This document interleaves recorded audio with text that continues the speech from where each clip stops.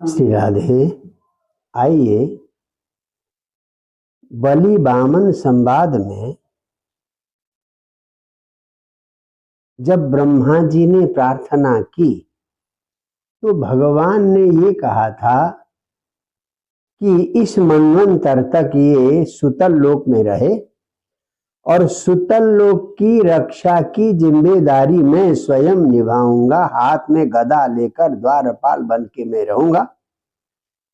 जब ऐसी बात भगवान ने कही तो 23वें अध्याय में राजा बलि कहते हैं, क्या कहते हैं देखें।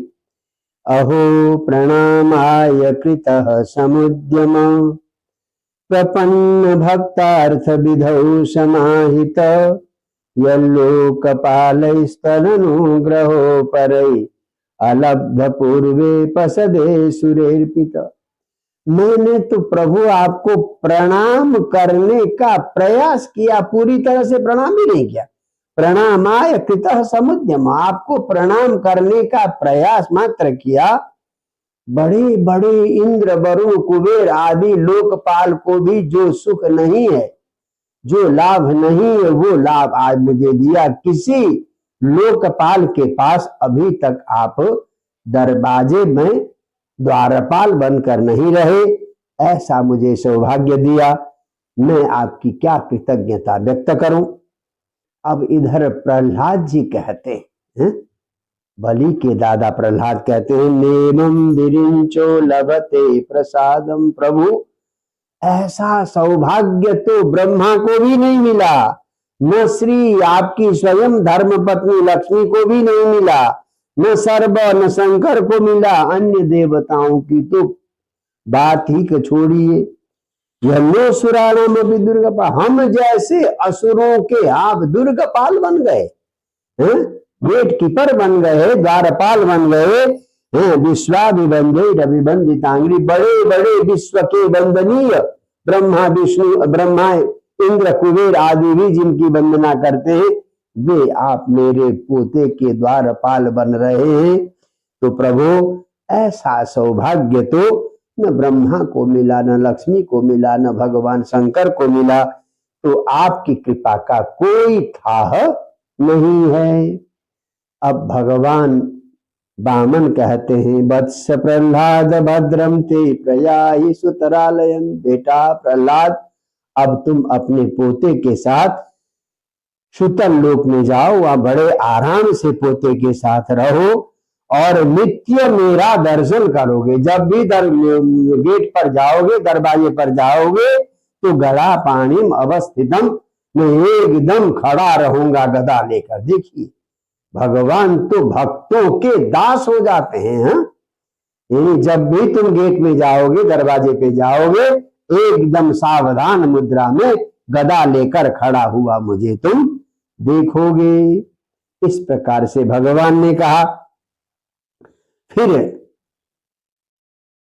जो उनके गुरु थे शुक्राचार्य, शुक्राचार्य की ओर मुख करके भगवान कहते हैं, ब्रह्मन् संतनु शिष्यस्य कर्म छिद्रम वितन्वत यत्यत कर्म सुवैषम्यम ब्रह्म दृष्टम समन भवे। हे ब्राह्मण देवता, यज्ञ में विघ्न आ गया, बीच में यजमान की सारी प्रॉपर्टी हमने छीन ली। ये जो विघ्न आया है, इस विघ्न को शांत करने के लिए बचा हुआ यज्ञ आप संपन्न कर लें। तो ऐसा निवेदन किया। किससे? भगवान ने शुक्राचार्य से निवेदन किया। शुक्राचार्य कहते हैं, प्रभु जहां आप आ गए तो वहां यज्ञ अपूर्ण कैसे रह सकता है। कुतः तत्कर्म वैषम्यम यस्य कर्मेश्वरो भवान यज्ञेशो यज्ञ पुरुष सर्वभावेन पूजित। जहां पर यज्ञ स्वरूप यज्ञ भगवान आपकी विधिवत पूजा की गई हो, सर्वस्व दान दिया गया हो, उस यज्ञ के अपूर्ण होने का तो कोई प्रश्न ही नहीं है। वैसे भी मंत्र के उच्चारण में, तंत्र के प्रयोग में, देश काल आदि में कोई कमी हो तो भगवान का नाम लेने से ही वो सारी कमी दूर हो जाती।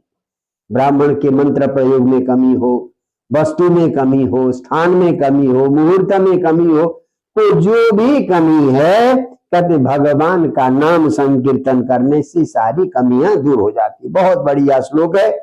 प्राय यज्ञ के अंत में इस श्लोक का उच्चारण विद्वान ब्राह्मण कहते हैं। आप भी सुने। मंत्रतः तंत्रतः छिद्रम देश कालार वस्तुतः सर्वं करोति निच्छिद्रम नाम संकीर्तनम तब। आपका नाम उच्चारण करने से सारी कमियां दूर हो जाती है। फिर भी आपकी आज्ञा का पालन मैं अवश्य करूंगा, बचा हुआ यज्ञ संपन्न करूंगा। इस प्रकार से बचा हुआ यज्ञ यजमान को सामने रख के भगवान ऋषि शुक्राचार्य ने संपन्न किया। और उसके बाद भगवान ने बलि आदि को सुतलोक में भेज दिया, इंद्र को स्वर्ग की राजगद्दी दी और उपेंद्र को राजकुमार बनाकर उत्तरदायी बनाकर रखा। इस प्रकार से यह बलि का चरित्र, यहाँ वामन से ज्यादा बलि का चरित्र है, तो ये चरित्र की समाप्ति होती है। बलि का चरित्र हमें ये सोचने को मजबूर करता है, भगवान किसी एक जाति के नहीं है, एक पक्ष के नहीं है, देवताओं के नहीं है।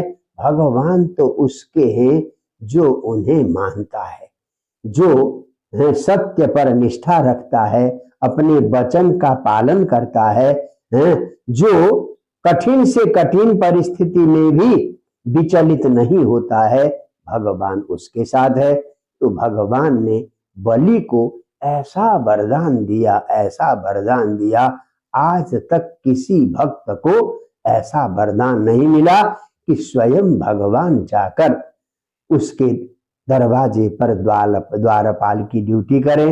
ये बहुत ही अद्भुत और प्रेरणादायी प्रसंग। जय जय श्री राधे।